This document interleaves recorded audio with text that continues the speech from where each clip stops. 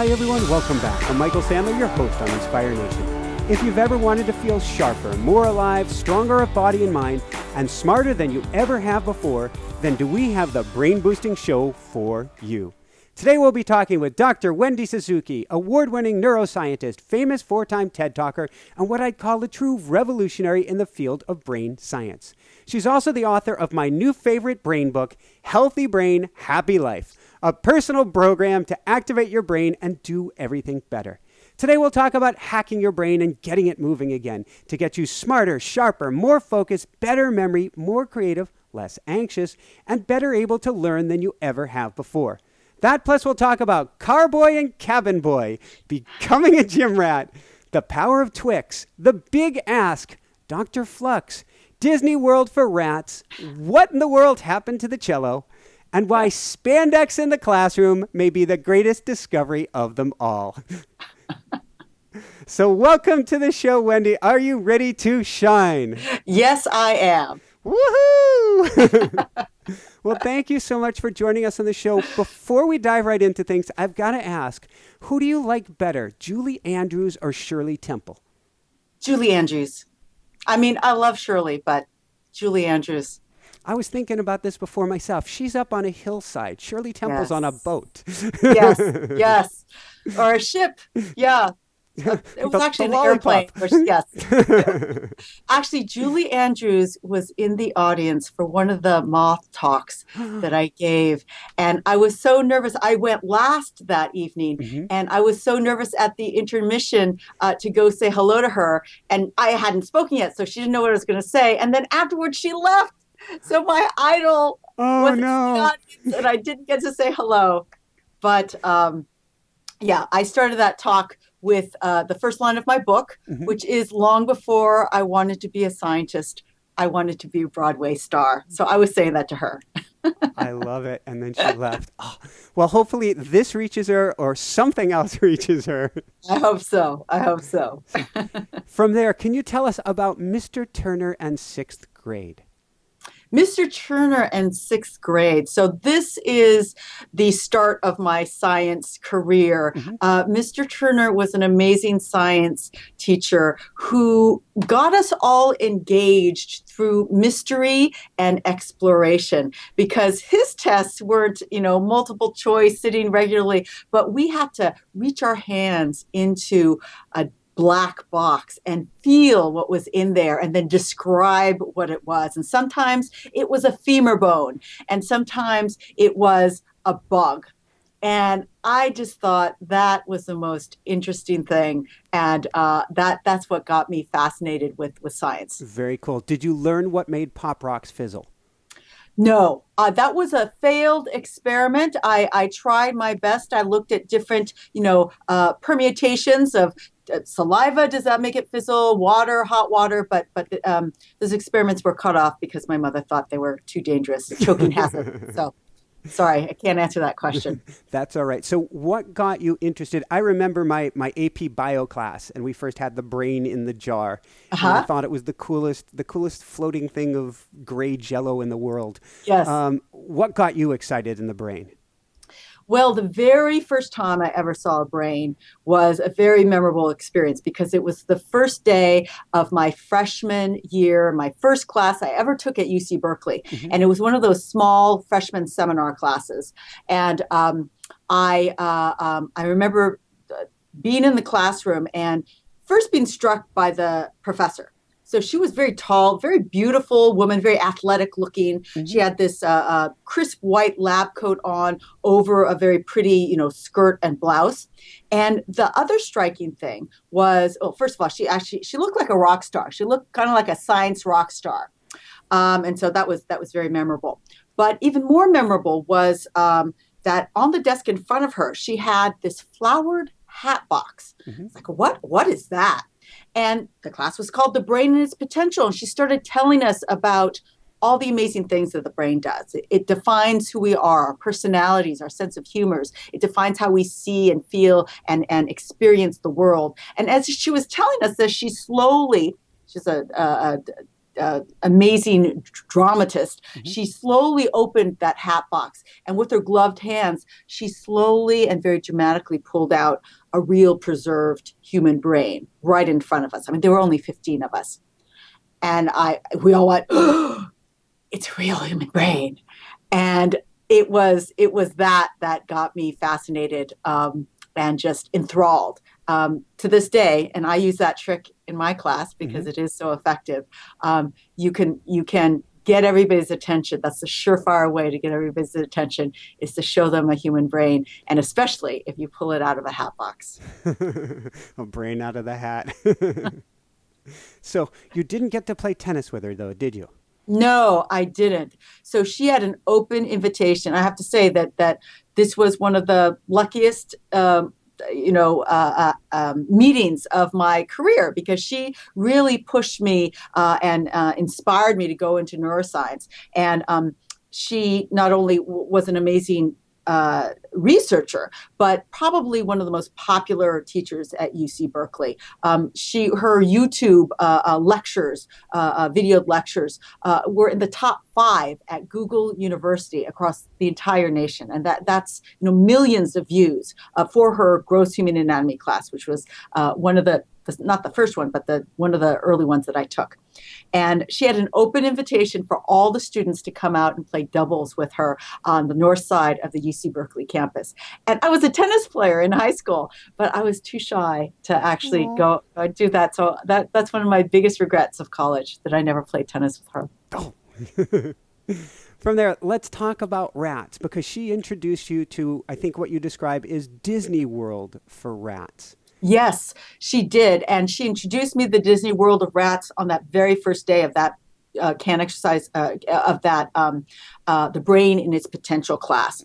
And so she not only told us about what the brain was actually doing for us and defining all these things and defining how we see and feel the world, but she told us that her kind of lifelong fascination was understanding how the environment could affect the brain. How is the brain changing in response to the environment? And in the 1960s, which was long before I actually got to UC Berkeley, she had done seminal experiments to address this question. This was a time when nobody thought the adult brain could change at all, because there was no evidence at that time for it. But she was sure that it could happen. And she did a very simple yet very elegant experiment where she compared the brains of rats that were raised in what she called enriched environments with lots of toys and lots of other rats to play with. That's where the Disney World of rat cages comes from, because it really did look like Disney World. And she compared their brains to other rats who were raised in an impoverished condition with no toys, just a couple of other rats and nothing to occupy them. And what she found is those rats raised in Disney World, the outer covering of the brain, the cortex that rats have and we have, was actually thicker. It grew. And that was one of the very first demonstrations that the adult brain could change based on what you do to the environment of the rat.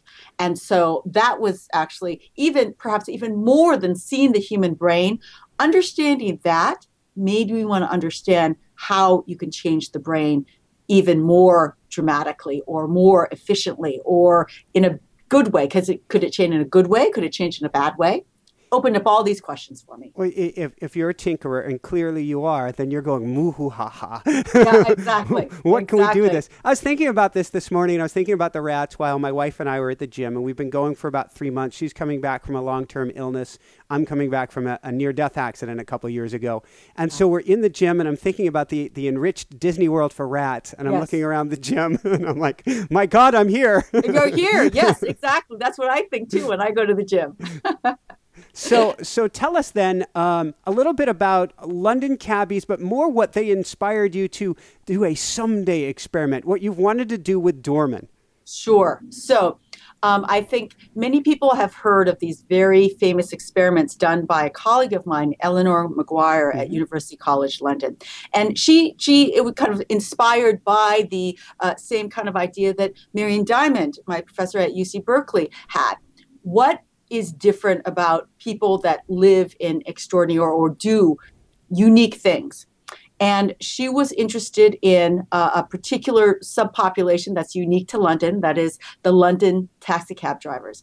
These guys and ladies, although I think they're mostly guys, have to study for several years to pass a very strict test called the knowledge, to understand all and learn all of the lawful ways to get through the thousands and thousands of very complicated streets through London. It takes several years of study.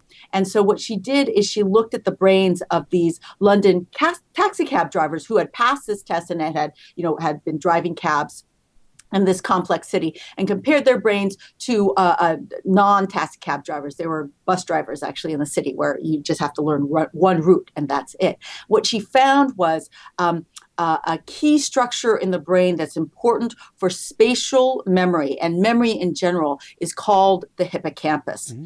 And she found that in these London taxicab drivers, the posterior part of the hippocampus was significantly larger than, the anterior part of the hippocampus in these London taxicab drivers was significantly larger than the bus drivers.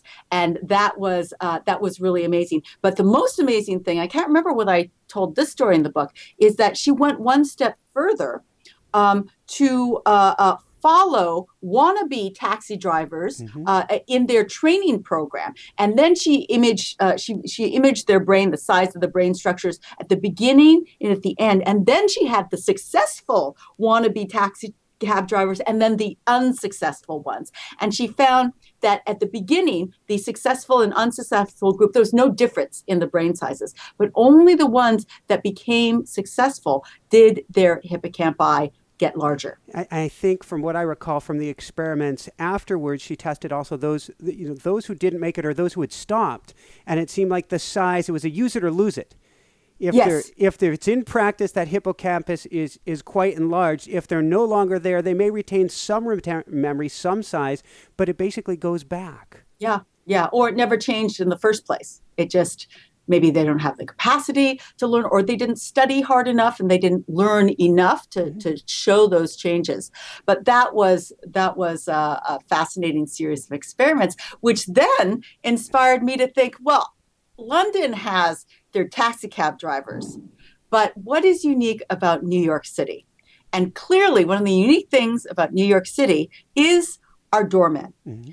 Because the unique thing about doormen is that they have to recognize sometimes hundreds of different faces, and they better recognize them correctly, because you don't want to insult somebody that's been living in your building for 15 years by saying, "Oh, I'm sorry. Can you show me your ID?" Right? Because that it would not be cool. They also have to stop the people, the strangers from going in. They are our safety net for all of us New York livers. And so my experiment was, we know that this is part of the brain that's critical for facial recognition. And so my prediction is New York doormen that live in very large buildings where there's many, many people to recognize will have a much larger area. It's called the fusiform face area, than control people that might work in the building, but they don't have to recognize people there. And that's my want-to-do experiment. I have not done it yet, but that's the experiment inspired by the London taxi cab experiment. I love it. And it got me thinking, you mentioned Brad Pitt and Howard Gardner and others in the book, Howard Gardner, author of Multiple Intelligence, who have, I'll never pronounce it right, prosopagnosia. Yeah, you got it. Prosopagnosia. Can't recognize faces. And I wonder, because that's something I've struggled with in the past, I wonder if that can actually be, because the brain is so plastic, and maybe that's where we need to go next, is what does brain plasticity mean? Because can't we strengthen even that?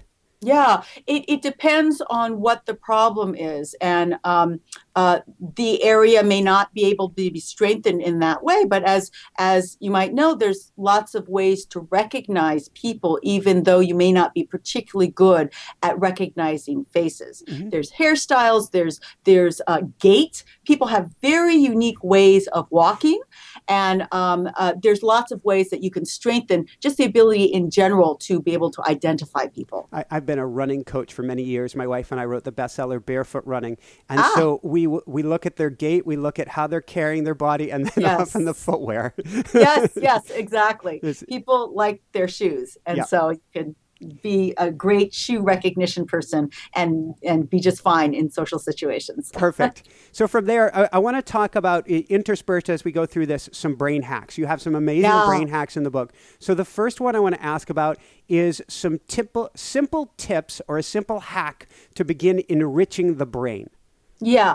So I have so many. I try and end each of the chapters in the book, Healthy Brain, Happy Life, with brain hacks, which are easy to do things to allow you to start doing whatever I'm talking about in the book. And in one of the chapters, I talked about ways to enrich different parts of your brain. Mm-hmm. And let me give you one of my favorites, which is enrichment for the olfactory part of the brain. Perfect. And the olfactory part of the brain is unique because we know there's only two parts of the brain where brand new brain cells can be born when you're an adult. Mm-hmm. One of them is that structure that I talked about in the Eleanor Maguire experiment, the hippocampus. And those new brain cells can be stimulated by exercise, which is a main thesis in the book. But the second brain structure where new brain cells are born in adulthood is the olfactory bulb, which helps us perceive different olfactory stimuli. Mm-hmm. And so we know from studies in rodents that one way to stimulate the birth of even more brain cells in the olfactory bulb is to give what they call an olfactory enriched environment, which basically means giving rats lots of different variety of smells to smell on a daily basis. Well, what are we going to do?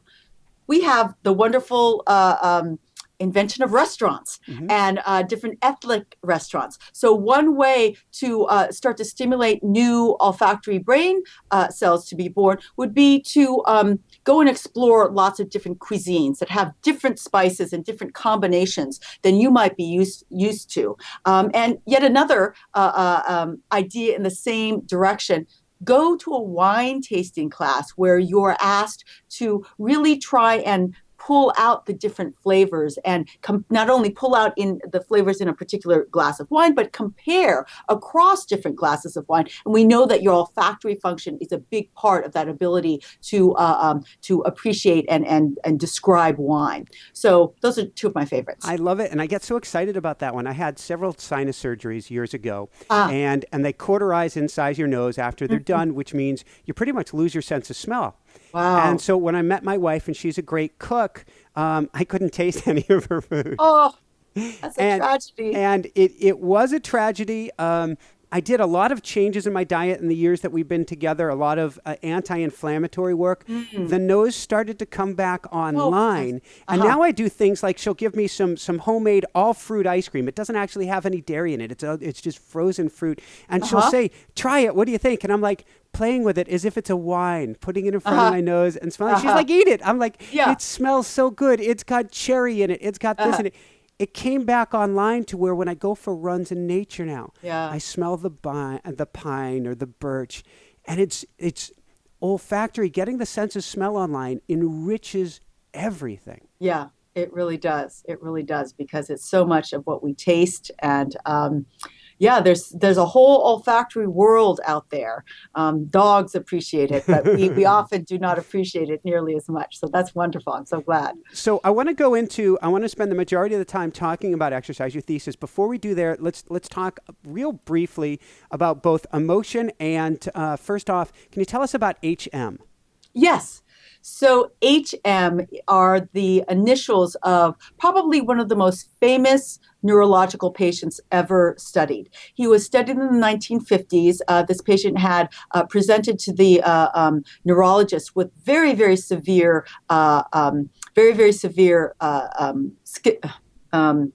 epilepsy. Mm-hmm. And so as we do now, the only cure for that level of severity of epilepsy that doesn't respond to medication is surgery.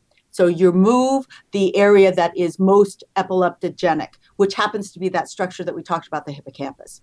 And typically you remove one hippocampi and one hippocampus, and the hippocampus that we think that all of the seizures are coming from, and you're usually fine. Well, the seizures were so severe in this patient that for the first time, might not have been the first time, but the first famous time, they decided to remove both hippocampi in the same patient to make sure that his epileptic seizures went away. And when they did that, the good news was the severity of the seizures did decrease significantly. So that was great. But the very tragic news was that when he woke up, it became absolutely clear that he's no longer able to form any new long-term memories. He could have a conversation with you or I, and as long as we didn't reference things that happened a half an hour ago, he was fine. But he could put no new information in long-term memory, and that was the key case that identified the structure, the hippocampus, as critical for our ability to form new long-term memories. I was fascinated that he had some ability to learn when it was motor skills, for instance. Yes. If he did something. And then you kind of segue from there and talk about how powerful emotions are for learning. And I wonder if it's okay with you to share a little bit about your dad and what you learned through the experience. Yeah. So one of my most personal stories, I think, that I share in the book is the idea that, for many, many years, I studied memory. Parts of the brain important for memory. I looked at the anatomy, the connections of these areas. I was all about memory. And but I really was confronted when suddenly my father lost a good chunk of his memory. One day he came back home and he said he had gotten lost trying to drive to the 7-Eleven, which is only about 5 or 7 blocks from our house, where he's been going for the last 30 years to get his coffee. And so I knew this was bad. And so he had a very precipitous drop in memory. And I went and got him the best neurologist that I could find, and his memory didn't come back, but it's stable now. He definitely has dementia, and his memory isn't great, but he's still my dad, and he still has the same, personality. He still loves musicals, where my love of musicals came from. He still loves the San Francisco Giants, so we could always talk about that. But I realized that one of the things that I wanted to do now that both of my parents are getting older is, as Asian Americans, we're not very vocal in our displays of emotions to each other. So as adults, my family never said the words "I love you" to each other as adults. I'm sure we said it as children, but I don't really remember. If you catch me chuckling here, my wife Jessica Lee is first generation Chinese American. So I get it. You get it. Yes. So my parents were born here. I'm third generation, but it's still definitely in the culture. So we just never said that. And when these things were happening to my father, I realized I wanted to start saying "I love you" to them, but I was an adult. And it's very weird. It's like, okay, what do I do? Do I just start saying it? And I realized I can't just start saying it. It would be kind of like starting to speak Russian with no explanation to my parents. And so I realized that I live in New York and they live in California, and I call them on Sunday nights. And so I decided one Sunday that I was going to have to ask permission whether I can say I love you. And so I was thinking, okay. And I had all these emotions going by. It's like, why do I have to ask permission? I'm an adult. This is ridiculous. And I realized I wasn't annoyed. I was actually scared because I didn't know what they were going to say. They could have said, actually, no, Wendy, I'm not, I'm just not comfortable doing that. That would have made me feel really bad. But I knew I wanted to ask. So I get my courage up, and the way these conversations go, I always first talk to my mom, and then I tell all the same stories to my dad. That's just how we do it. And so I call and hi, Mom, how are you doing? How are you doing? And so we go through the conversation, and I had decided that the way I was going to approach this is that I was going to kind of keep it light. That was my theme. I wasn't going to be, Mom, I want to ask you a really important question. No, it's going to be keep it light. So going through the That would have same, got him an amygdala response. yeah, exactly. So we go regular conversation, but somewhere in the middle, I say, hey mom, I noticed that we don't typically say I love you to each other in these conversations. What do you think about starting to say that? I said it just like it was nothing. Mm-hmm. Even though it was very actually difficult to say.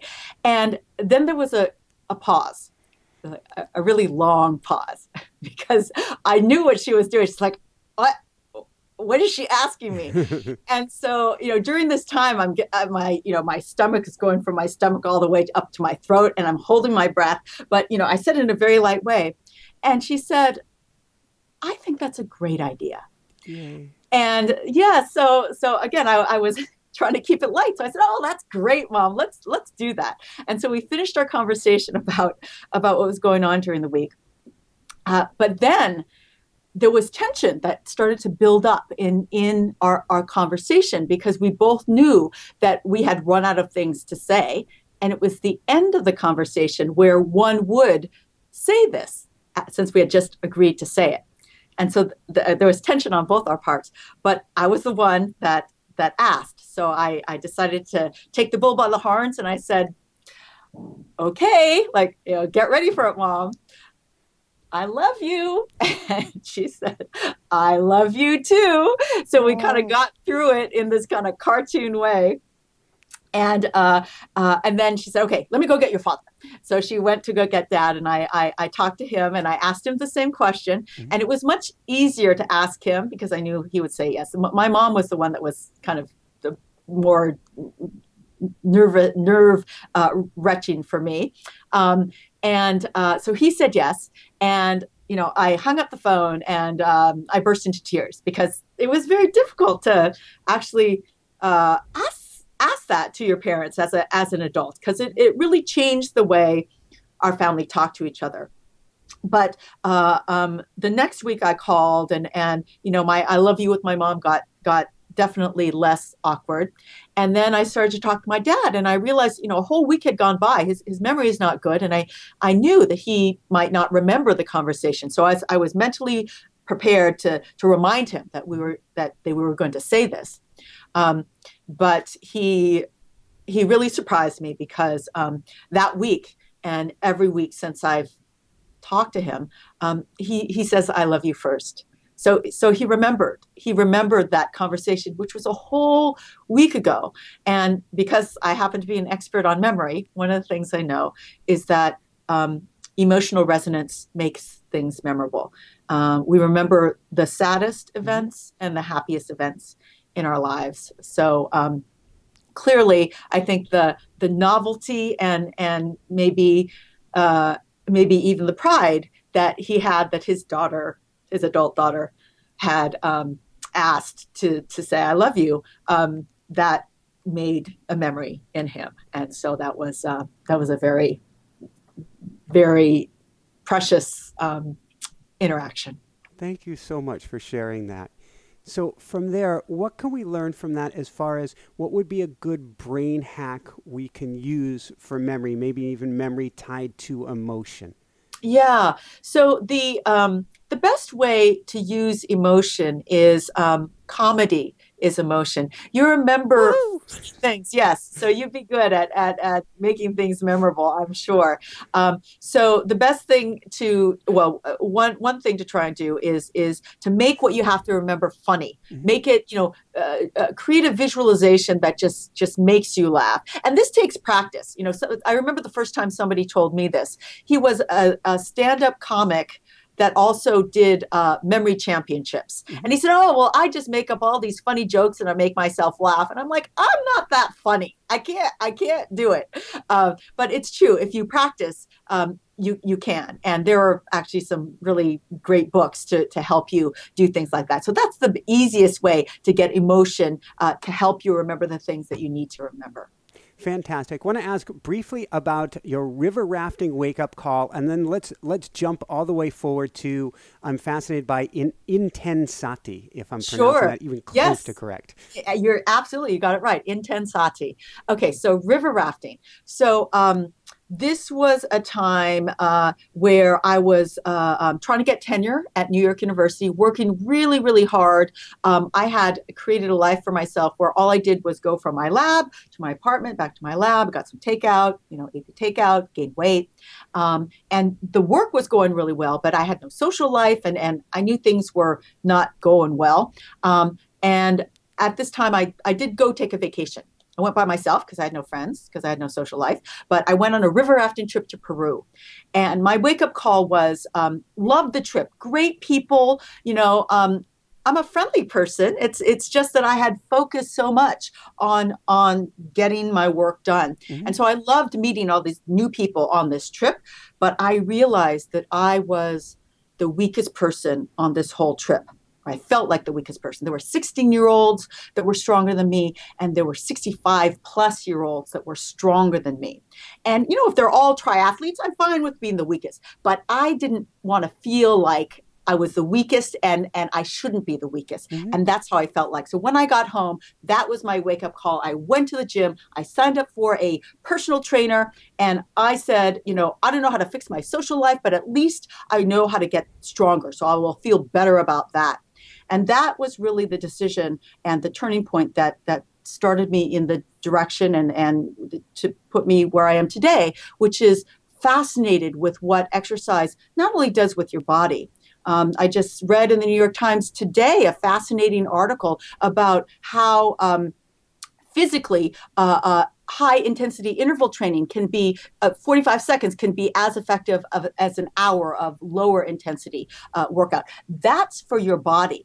I'm interested in what is the prescription. Does that work for your brain as well? And we don't know the answer to that. But that is the question that I've come to because of that river rafting trip to Peru. How did your brain feel? How did it feel after you started getting in the gym, getting there on a regular basis, part of your routine? Yeah. So the first thing I noticed, absolutely, even after the first workout, is mood boost. I felt great. I felt energized. I felt proud of myself for getting to the gym, for sweating. And that really kind of helped move me forward because, of course, you don't change your muscle mass and muscle strength in one workout. It takes time. And so for me, that mood boost, and also I have to say I had a wonderful personal trainer. Her personality matched mine totally. She was very energetic and she was very encouraging and I just loved working with her. So that together with the kind of endogenous mood boost, brain mood boost that I got with the workouts kept me going regularly and kept me going until I started to notice other things that improved in my brain. Remember, I'm a neuroscientist. I study memory. What did I notice? I noticed that my memory seemed to be better. I noticed that my ability to focus and maintain attention seemed to get stronger. And I noticed this because I started to have better writing sessions. You're a writer. Writing is hard. And often you're pulling your hair out. This doesn't sound good. I don't know. And then you get distracted and then it gets even worse. My writing was going much better. And that's when I started to link it to maybe it's because of this, really regular workout routine that I had established in my life. And that's when the light bulb went on to ask that question. One of the things that bothers me most, I wrote years ago a niche bestseller, College Confidence with ADD. Worked with students with attention deficit disorder and adults for that matter for many, many years. And one of the things that a line I consider almost criminal is a parent telling their child, it's time to buckle down and get serious. No more soccer, no more after-school sports. We've got to get serious and start studying. And my heart just kind of cracks, falls to the floor. Yeah, yeah. They don't realize how powerful exercise is to improve that frontal lobe attention system. In fact, that was the first finding we found once I switched my research direction to study exercise, that just 1 hour of exercise bike, indoor cycling, can significantly improve four different measures of attention between 30 minutes and 2 hours after the workout. So that soccer practice is going to help your kid do his or her homework for those several hours after. And we weren't even able to study longer than 2 hours. It may be even longer than 2 hours. So I'm with you there. Thank you, and a mighty woohoo! From there, can you tell me what is intensati and how does that? It seems like that rocked your world. It changed everything. It did, because that was the workout that kept me going to the gym regularly. More than I did lots of other workouts, but I loved that class. So this is a wonderful class that was developed by an amazing fitness instructor, Patricia Moreno, who works here in New York City. And she created this amazing workout, Intensati. So let me break that word down for you. Inten comes from the word intention. And sati is a Pali word, a word that comes from an Indian language that means awareness or mindfulness. So the practice of intensati is a practice of bringing a whole new level of awareness or mindfulness to your intentions. So what does that mean when you're in the gym? It means that intensati pairs physical movements from kickboxing, dance, and yoga and martial arts. So a typical aerobics kind of movement class. But each movement is associated with a positive spoken affirmation. So when you're punching back and forth, as you would do in kickboxing class, in intensati, you would say, I am strong now, or I am inspired now. As you're punching, you're saying those affirmations. Yes, you are. And so the teacher cues you to the affirmations, tells you what the affirmations are, shows you what the moves are, and you build them up to tell a story, a very, very positive, happy, inspiring story in each class. And the affirmations change every month. And so you basically increase that mood boost you get from exercise even more, because you are yelling out with a whole bunch of other sweaty affirmation yelling people out these positive things. And the idea is that it's actually replacing negative thoughts that you might have at the gym, like, they look so good, how come I don't look as good as that, with these powerful thoughts. And when you actually speak them out loud, it is extra, extra powerful. We're not just speaking them, you are yelling them out loud, which increases your cardio output. And it just, and you're doing it in a group where everybody is doing it at the same time. And once you get over the, I feel like an idiot factor, which happens in this class, you really kind of embrace it. And obviously I did. This has me going in so many directions. Okay, we've got a lot of emotion. We've got a lot of volume in there. We've got ancient man who would be running on the plains, and if something was dangerous, they took note of that. If something was positive, they took note on that. So this is hardwired for carving major grooves in the record. Yes, absolutely. Absolutely, in multiple different ways. And of course, you choose great music. I've become an instructor of Intensati since, and my favorite thing to do is bring a live drummer in to do the class with me, because there's nothing like that give and take that you get with a live drummer, with the affirmations. And one of my favorite things to do. I'm going to call this, we have a term called the woohoo factor, and this is a mighty woohoo! You're leaving that class pegged to the max on the woohoo factor. Thank you. Yes. So take it from there, and let's talk about spandex in the classroom. Yes, spandex in the classroom. So there I am. I'm taking Intensati. I'm yelling out all my affirmations, and I feel so good. And I'm noticing, because of this class and, my regular gym going, I'm noticing all these brain changes. And because I'm a neuroscientist, I go back to the literature, the science literature, and I start to learn all the things that we already know about what exercise is doing for your brain. The most exciting of which is that exercise can stimulate the birth of brand new brain cells in the structure that I was studying, important for memory, our favorite brain structure, the hippocampus.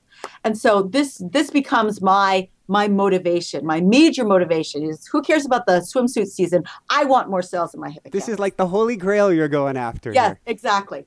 And so I think, well, I'm really interested in learning more about this literature. And I know as a professor that the best way to learn about this is to teach a new undergraduate class, because it forces me to learn everything so I can teach to the undergraduates. So I come up with the idea that I'm going to teach a class called Can Exercise Change the Brain? So first it's going to be just a regular class where I go over all the literature, the science literature. But then I think, well, I was inspired to create this class because I went to the gym. So wouldn't it be fun to bring exercise into the classroom? So I went to my chair and I said, why don't you give me some extra money and I'll hire an exercise instructor, and we could all work out together, and then I'll teach the students about what exercise was just doing to their brain. And that's my class. And they said, wait, pay somebody else? We pay you to teach the students. We don't have any money to pay anybody else. And so I said, okay. And I decided to do the next most obvious thing. I decided to go get certified to be an exercise instructor myself so that I could teach the class. I would have been thinking videos. Yeah. No. So here's the other secret thing. I've been going to this Intensati class for several years by this point. And I leave that classroom and I realize that I'm saying to myself, I can't wait to go back to class next time, next week or whatever, two or 3 days later. I can't wait to get back to class. And then I thought, well, I'm a teacher. I wonder if my students say that after they come out of one of my lecture classes. Like, I can't wait to get back to Professor Suzuki's class. And I decided the answer was no. And I decided that maybe I could steal some of that magic from the Intensati class. And so, of course, I was going to get trained to teach Intensati for my class. And I thought that's how it was meant to be in the first place. So I went to go to do teacher training for 5 days. So much fun. But I still couldn't teach a class. I learned the basics, but there's a lot of motor learning. There's a lot of, talking that you have to do in this class. So then I trained for 6 months, forcing all of my friends that I ever knew to come and take classes with me, even if there was only one person. I'd teach the class. I taught the class for my cat. How many times in my bed, in my living room? And of course, I'm developing the academic part of the class at the same time. And it was the most extensive preparation I've ever done for any class. But then comes the day, September 9th, 2009. It's the first day of class, first day of the fall semester of that year. And I'll never forget because there were 3 things that were different that day. First, I walked into the regular classroom that I usually teach in, clad head to toe in spandex, which was very unusual. I never come to class in spandex, but I was teaching exercise that day, so I did. The second thing that was very different was I was really, really nervous. And that was very memorable because by that point, I am never nervous speaking in front of students. I had taught class for 15 years. By that, no, I'm not nervous. I was really nervous. I'd never taught an exercise class at NYU. And I wanted these students to leave the class saying, I can't wait to get to class next time. So that's kind of a high bar I set for myself. Day number 1. Yeah, on day number 1, Wendy just makes all the students probe them and ask them, you would not wait to come back to class? Third thing that was different, walking into the classroom, and I've been first day fall or spring semester, and the students are a little bit nervous, a little bit excited. They don't know you. They might not have taken any classes with you. These students look downright scared. Okay. And I think it was me and my spandex. They did not know what to expect. And they knew they had to exercise. They were all in their workout gear. But once they saw me, I don't think they were sure they really wanted to sweat with a professor. But I have to say that day and that whole semester completely changed the way that I taught every other class at NYU since, because the engagement that I got through the exercise gave me my new bar. That was my new bar of engagement that I got during the exercise. And, it spilled right over to the academic part of the class. And so it was much easier for them to ask questions and get engaged when they had just sweated with me and shouted out silly and empowering affirmations with me. I never thought about it. You crossed the bar from being a professor to a team leader. Yeah. And so you were one of the team at that point. Exactly. And on a very different level that you never experience or very rarely experience with your instructors. And I can't help but thinking back onto my experience with Marion Diamond, who was an incredibly inspiring teacher, and she didn't bring exercise in the classroom, but she said, come out and play tennis with me. Breaking down barriers that way, which was part of the reason. If a professor invites you to do something like that, it is noticeable. And you know, I'm pretty confident that I'm the only one that invited these students ever in their whole NYU career to sweat with her and do like share something that she loved, that I love, with them in that way, and then study it academically. So yeah, there were a lot of ways that this class transformed me as a person. I love it. Let's talk about, before we begin to wrap things up, let's talk about some brain hacks and exercise then. Yeah. First off, finding an exercise that's right for you. Yeah, absolutely. I feel that is so important. My right exercise was intensati. That just resonated with me, but some people don't like that. And also, you don't have to think about, okay, here are my 5 classes at the gym. I better like one of those or I can't exercise. What I try and give in my brain hacks are other fun ways to get movement, at least start to get it in your life. Have a pillow fight with somebody. Go out on a walk, a fast walk with a dog. If you don't have a dog, borrow a dog. Borrow a child to chase around. Do hula hoop or jump rope, something fun. But you do have to be a little creative to find what your likes are. If you like running barefoot in nature, go barefoot in nature. But yeah, so see that I know that resonated with you. So that's the secret. Find something you like. And so it's a great secret. It's not something hard. It's something that will bring you more joy. What are a few other quick tips? So 4-minute exercises that we could do, for instance. Okay. So other tips, use music. There's always a tune that will make your feet tap. So find that tune that makes your foot tap inherently. And then what I like to do is use that song. So that song, Happy by Pharrell. Everybody loves that song, unless you're sick of it. But let's say you love it. And put that song on and walk up the stairs for the length of that song. Use that song as your motivation. And when the song is over, get out of the stairwell and take the elevator back up. Fast, easy way, gives you motivation, gives you a little bit of boost. And do it that way. Just don't do the version. What is it?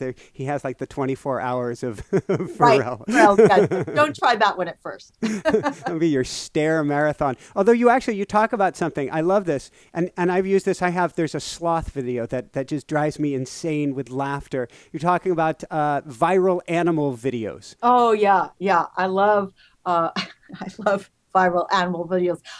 Unless you're watching them while I'm lecturing in class, then I don't like them. But I love the one about the talking dog. And I don't even remember why I talked about that in the book. Why did I talk about that in the book? You talk about it's under an anti-stressing hack, and I'd love to ask about a couple other quick and you say that you love the dog that talks about bacon. Yeah. So so you just Google, talking dog about bacon, and the dog is reacting to its owner telling him about the bacon in the refrigerator and how he made this beautiful concoction with bacon, and the dog says, "Bacon," and then. And then the very end, I'm just going to tell you it, even though it's going to ruin it for you. He says, "Then I gave the whole concoction to the cat." And then the dog goes, "Oh," he cries, and it's hilarious. And I'm not doing it justice by any means, but it makes me laugh every single time. So yes, that is my de-stressor. Have you seen the sloth? And I can the sloth to the song "I Can Fly." No, I have not seen that one. You're going to want to Google that one as well. I will. And seatbelt. Okay. So any last, before we wrap things up here, Yeah. and I'll have a few last wrap-up questions, any last hacks for the brain, or maybe to stimulate the pleasure centers of the brain, because that's a lot of what we've been talking about today. Yeah, that's a really, really important one. So what makes us happy? And we know from neuroscience, things that do stimulate really dopamine, the pleasure neurotransmitter. And there are things, they absolutely make sense. Eating chocolate will give you dopamine. Exercise will give you a burst of dopamine. Drinking a delicious glass of wine will give you dopamine. One of my favorites that people don't think about enough, but is absolutely true, is doing something altruistic. Altruism will give your brain a boost of dopamine. And that is probably one of the most beautiful suggestions for how to make yourself happy. Woohoo! Helping others. How can you argue with that? Exactly. So going from there, any advice you would have for parents on helping boost the brains of their kids? Yeah. So that's been a question of mine ever since I learned about raising those rats in enriched environments. I want an enriched environment. And I think I have created an enriched environment. But what is the optimal enriched environment for children? And I think it is a balance of physical movement and physical engagement. It's the classic mind-body balance. If you say you have to buckle down and sit there and study until you get an A, that is disrupting the balance. What you need is study time. Absolutely. We know that learning and memory and can stimulate the brain, but you need to balance that with physical activity that will get your body engaged and at the same time stimulate great levels of certain neurotransmitters, growth factors, and help when you have to go back and sit down and study something in the academic sense. Food, very, very important. Good nutrition. To have the highest level of physical activity and brain health, your brain is part of your body. You need good, balanced diet. The NIH recommends only two things that will help with cognitive decline in aging. First is the Mediterranean diet, and the second is exercise. So that is serious. For them to come out and say that you take that seriously. Sleep.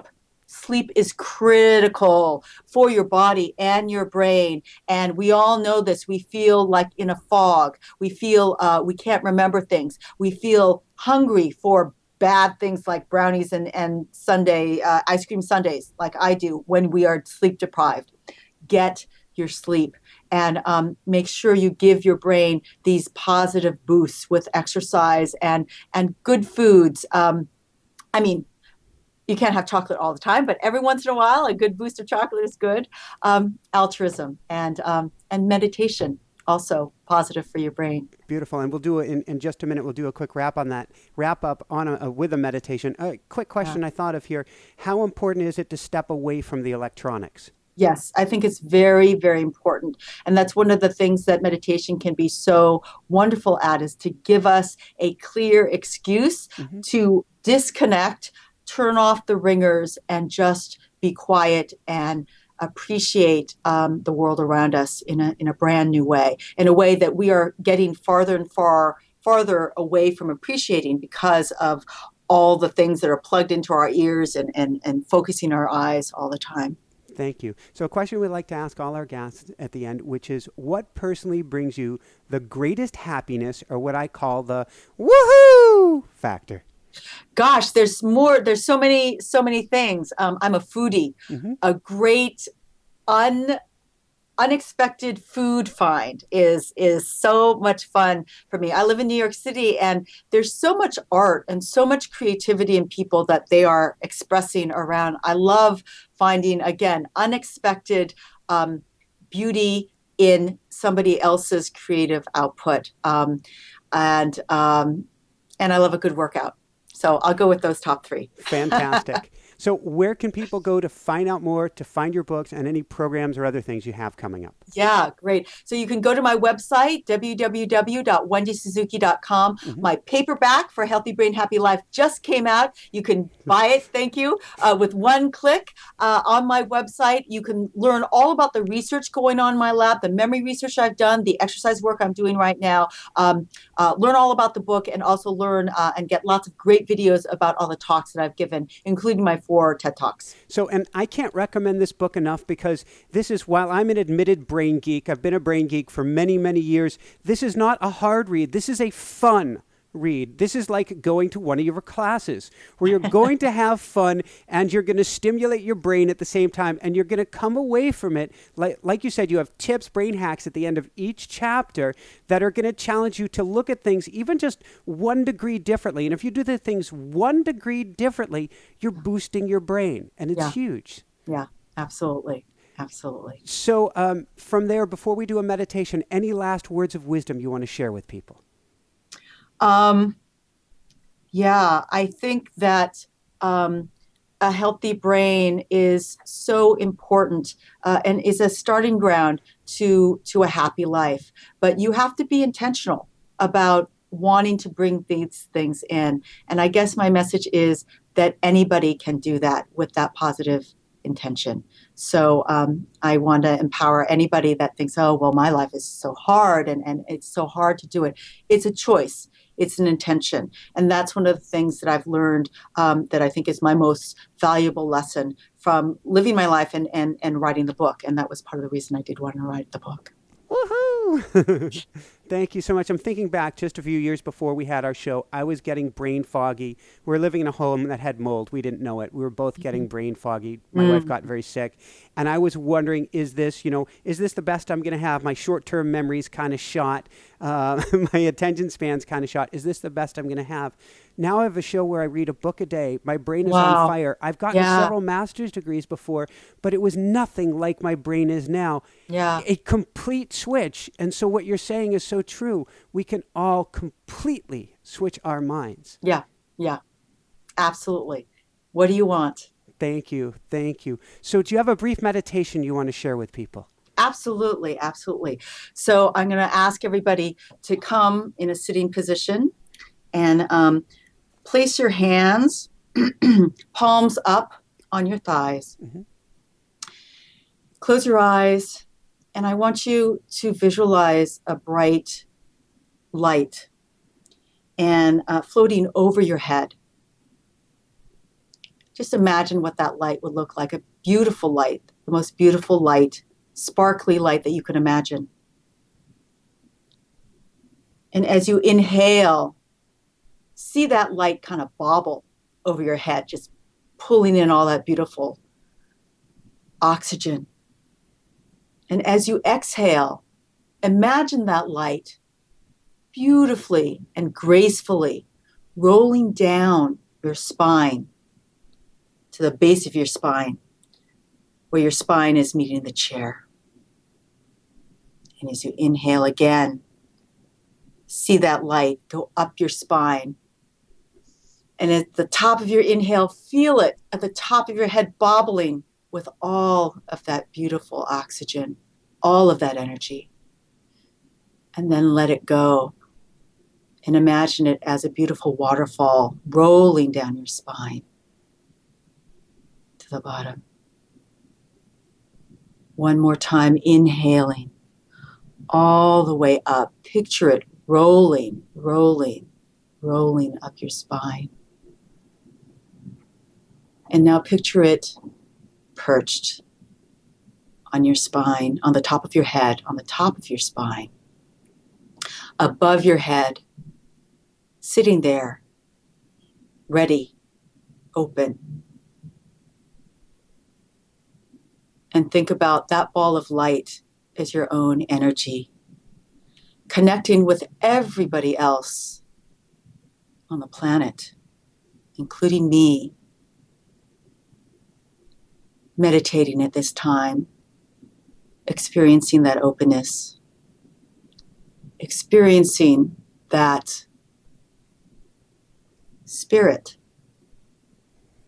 that ball of light is the expression of your energy, your spirit, and you're sharing it.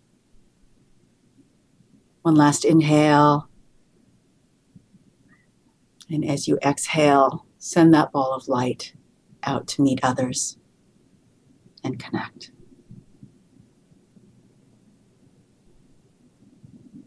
Open your eyes.